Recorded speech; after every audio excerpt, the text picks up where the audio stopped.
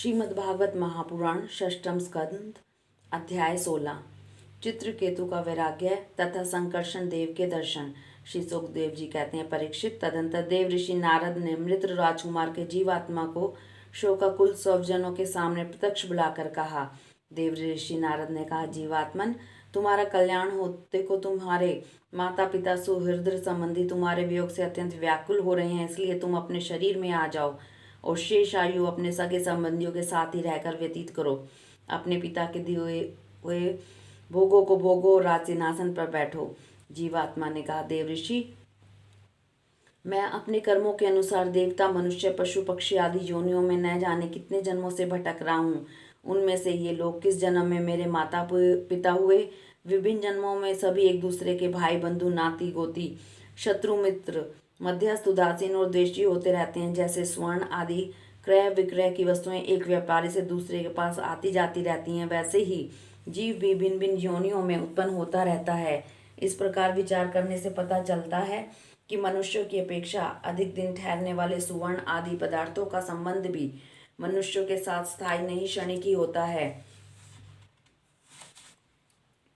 जब तक जिसका जिस वस्तु से संबंध रहता है, तभी तक उसकी उस वस्तु से ममता भी रहती है। जीव नित्य और अहंकार रहित है। वह गर्भ में आकर जब तक जिस शरीर में रहता है, तभी तक उस शरीर को अपना समझता है। यह जीव नित्य, अविनाशी, सूक्ष्म, सबका आश्रय और स्वयं प्रकाश है। इसमें स्वरूप जन्म मृत्यु आदि कुछ भी नहीं है। फिर भी यह ईश्वर रूप होने के कारण अपनी माया के गुणों से ही अपने आप को विश्व के रूप में प्रकट कर देता है। इसका न तो कोई अत्यंत प्रिय है और न अप्रिय, न अपना है और न पराया, क्योंकि गुण दोष करने वाले मित्र, शत्रु आदि की भिन्न भिन्न बुद्धि वृत्तियों का यह अकेला ही साक्षी है। वास्तव में यह अद्वितीय है। यह आत्मा कार्य कारण का साक्षी और स्वतंत्र है। इसलिए यह शरीर आदि के गुण दोष अथवा कर्म फल को ग्रहण नहीं करता, सदा उदासीन भाव से स्थित रहता है। यह जीवात्मा इस प्रकार कहकर चला गया। उसके सगे संबंधी उसकी बात सुनकर बहुत विस्मित हुए। उनका स्नेह बंधन कट गया और उसके मरने का शोक भी जाता रहा।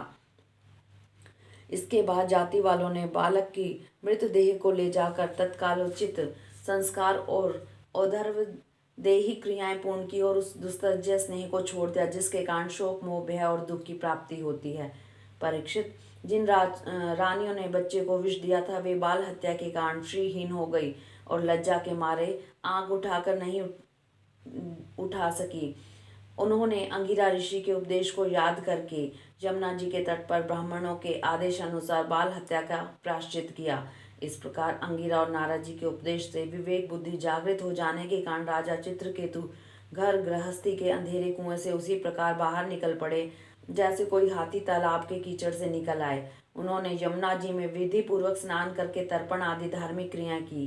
तदंतर संयत इंद्रिय और मौन होकर उन्होंने देव ऋषि नारद और महर्षि अंगिरा के चरणों की वंदना की। भगवान नारद ने देखा कि चित्रकेतु जितेंद्रिय, भगवत भक्त और शरणागत हैं, अतः उन्होंने बहुत प्रसन्न होकर उन्हें इस विद्या का उपदेश किया। देव ऋषि नारद यूं उपदेश किया कि ओंकार स्वरूप भगवान, आप वासुदेव, प्रद्युम्न, अनिरुद्ध और संकर्षण के रूप में क्रमशः चित्त, बुद्धि, मन और अहंकार के अधिष्ठाता हैं। मैं आपके इस चतुर्व्यूह रूप का बार बार नमस्कार पूर्वक ध्यान करती हूँ। आप विशुद्ध विज्ञान स्वरूप हैं। आपकी मूर्ति परम आनंदमयी है। आप अपने स्वरूप भूत आनंद में ही मग्न और परम शांत हैं। द्वैत दृष्टि आपको छू तक नहीं सकती। मैं आपको नमस्कार करता हूँ। अपने स्वरूप भूत आनंद की अनुभूति से ही अपनी माया जनित राग द्वेष आदि दोषों को तिरस्कार कर रखा है। मैं आपको नमस्कार करता हूँ। आप सबकी समस्त इंद्रियों के प्रेरक, परम महान और विराट रूप हैं। मैं आपको नमस्कार करता हूँ। मन सहित वाणी आप तक न पहुंचकर बीच में ही लौट आती है। उससे उपरत हो जाने पर जो अद्वितीय नाम रूप रहित चेतन मात्र और कार्य कारण से परे की वस्तु है, रह जाती है, वह हमारी रक्षा करे। यह कार्य कारण रूप जगत जिसमें उत्पन्न होता है, जिसमें स्थित है, जिसमें लीन होता है तथा मिट्टी की वस्तुओं में व्याप्त मृतिका के समान सब में ओतप्रोत है, उस पर ब्रह्म स्वरूप आपको मैं नमस्कार करता हूँ। यद्यपि आप आकाश के समान बाहर और भीतर एक रस व्याप्त हैं, तथापि आपको मन, बुद्धि और ज्ञानेंद्रियां अपनी ज्ञान शक्ति से नहीं जान सकती और प्राण तथा कर्म इंद्रियां अपनी क्रिया रूप शक्ति से स्पर्श भी नहीं कर सकती। मैं आपको नमस्कार करता हूँ। शरीर, इंद्रिय, प्राण, मन और बुद्धि जागृत तथा स्वप्न अवस्था में आपके चैतन्य अंश से युक्त होकर भी अपना अपना काम करते हैं, तथापि सुषुप्ति और मूर्छा की अवस्था में आपके चेतना अंश से युक्त न होने के कारण अपना अपना काम करने में असमर्थ हो जाते हैं। ठीक वैसे ही जैसे लोहा अग्नि से तप्त होने पर जला सकता है, अन्यथा नहीं। जिसे दृष्टा कहते हैं वह भी आपका ही एक नाम है। जागृत आदि अवस्थाओं में आप उसे स्वीकार कर लेते हैं। वास्तव में आपसे पृथक उसका कोई अस्तित्व नहीं है। ओंकार स्वरूप महाप्रभावशाली महाविभूतिपति भगवान महापुरुष को नमस्कार है। श्रेष्ठ भक्तों का समुदाय अपने कर कमलों की कलियों से आपके युगल चरण कमलों की सेवा में संलग्न रहता है। प्रभु, आप ही सर्वश्रेष्ठ हैं। मैं आपको बार बार नमस्कार करता हूँ। श्री सुखदेव जी कहते हैं, देव ऋषि परीक्षित, देव ऋषि नारद अपने शरणागत भक्त चित्रकेतु को इस प्रकार विद्या का उपदेश करके महर्षि अंगिरा के साथ ब्रह्मलोक को चले गए। राजा चित्रकेतु ने देव ऋषि नारद के द्वारा उपदिष्ट विद्या का उनके आज्ञा अनुसार 7 दिन तक केवल जल पीकर बड़ी एकाग्रता के साथ अनुष्ठान किया। तदंतर उस विद्या के अनुष्ठान से 7 रात के पश्चात राजा चित्रकेतु को विद्याधरों का अखंड आधिपत्य प्राप्त हुआ। इसके बाद कुछ ही दिनों में इस विद्या के प्रभाव से उनका मन और भी शुद्ध हो गया। अब वे देव अधिदेव भगवान शेष जी के चरणों के समीप पहुंच गए। उन्होंने देखा कि भगवान शेष जी सिद्धेश्वरों के मंडल में विराजमान है। उनका शरीर कमलनाल के समान गौरवर्ण है। उस पर नीले रंग का वस्त्र फहरा रहा है। सिर पर किरीट, बाहों में बाजूबंद, कमर में करधनी और कलाई में कंगना आदि आभूषण चमक रहे हैं। नेत्र रत्नारे हैं और मुख पर प्रसन्नता छा रही है। भगवान का शेष का दर्शन करते ही राजऋषि चित्रकेतु के सारे पाप नष्ट हो गए। उनका अंतःकरण स्वच्छ और निर्मल हो गया। हृदय में भक्ति भाव की बाढ़ आ गई। नेत्रों में प्रेम के आंसू छलक आए। शरीर का एक एक ओम खिल उठा। उन्होंने ऐसी ही स्थिति में आदि पुरुष भगवान शेष को नमस्कार किया। उनके नेत्रों से प्रेम के आंसू टप टप गिर रहे थे। इससे भगवान शेष के चरण रखने की चौकी भीग गई। प्रेमोद्रेक के कारण उनके मुंह से एक अक्षर भी न निकल सका। वे बहुत देर तक शेष भगवान की कुछ भी स्तुति न कर सके। थोड़ी देर बाद उन्होंने बोलने की कुछ शक्ति प्राप्त हुई। उन्होंने विवेक बुद्धि से मन को समाहित किया और संपूर्ण इंद्रियों को, बाह्य वृत्ति को रोका। फिर उस जगत गुरु की, जिनके स्वरूप का 5 रात आदि भक्ति शास्त्रों में वर्णन किया गया, इस प्रकार स्तुति की। चित्रकेतु ने कहा, अजित जितेंद्रिय एवं समदर्शी साधुओं ने आपको जीत लिया है। आपने भी अपने सौंदर्य, माधुर्य, कारुण्य आदि गुणों से उनको अपने वश में कर लिया है। ओहो, आप धन्य हैं, क्योंकि जो निष्काम भाव से आपका भजन करते हैं उन्हें आप करुणा परवश होकर अपने आप को भी दे डालते हैं।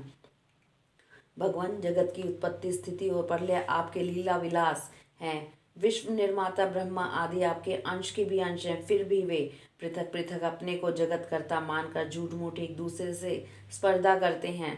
नन्हे से नन्हे परमाणु से लेकर बड़े से बड़े महतत्व पर्यंत संपूर्ण वस्तुओं के आदि अंत और मध्य में आप ही विराजमान हैं, तथा स्वयं आप आदि अंत और मध्य से रहित हैं। क्योंकि किसी भी पदार्थ के आदि और अंत में जो वस्तु रहती है वही मध्य में भी रहती है। वह ब्रह्मांड कोश जो पृथ्वी आदि 1 से 10 गुने 7 आवरणों से घिरा हुआ है, अपने ही समान दूसरे करोड़ों ब्रह्मांडों के सहित अपने एक परमाणु के समान घूमता रहता है, और फिर उसी आपकी सीमा का पता नहीं है, इसलिए आप अनंत हैं। जो नर पशु केवल विषय भोग ही चाहते हैं, वे आपका भजन न करके आपके विभूति स्वरूप इंद्र आदि देवताओं की उपासना करते हैं।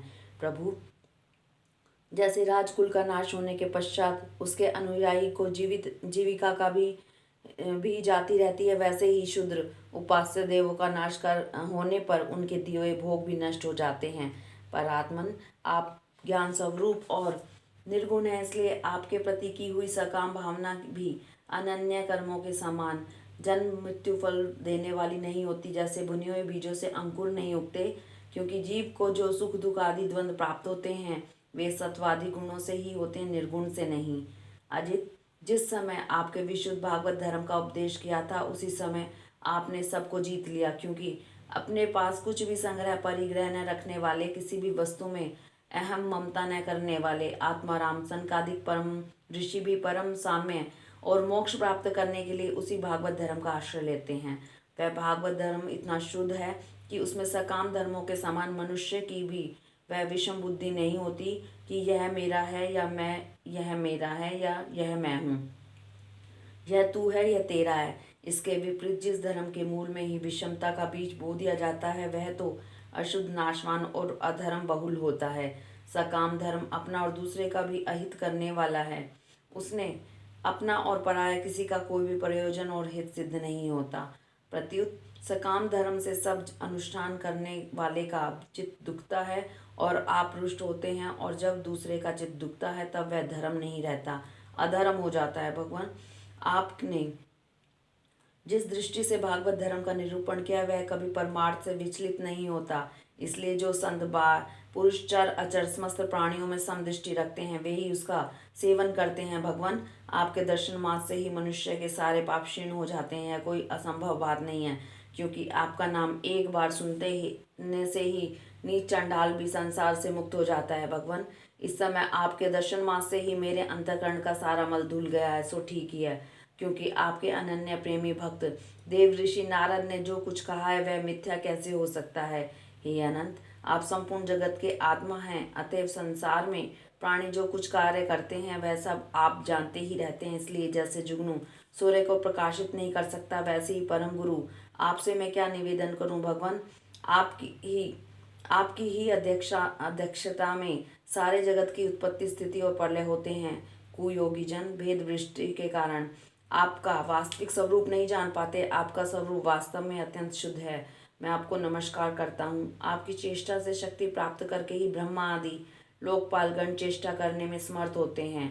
आपकी दृष्टि से जीवित होकर ही ज्ञानेंद्रिय अपने अपने विषयों को ग्रहण करने में समर्थ होते हैं। यह भूमंडल आपके सिर पर सरसों के दाने के समान जान पड़ता है। मैं आप सहस्त्र शीर्षा भगवान को बार बार नमस्कार करती हूँ। श्री सुखदेव जी कहते हैं, परीक्षित, जब विद्याधरों के अधिपति चित्रकेतु ने अनंत भगवान की इस प्रकार स्तुति की तब उन्होंने प्रसन्न होकर उनसे कहा। श्री भगवान ने कहा, चित्रकेतु, देव ऋषि नारद और महर्षि अंगिरा ने तुम्हें मेरे संबंध में जिस विद्या का उपदेश दिया है उससे और मेरे दर्शन से तुम भली भांति सिद्ध हो चुके हो।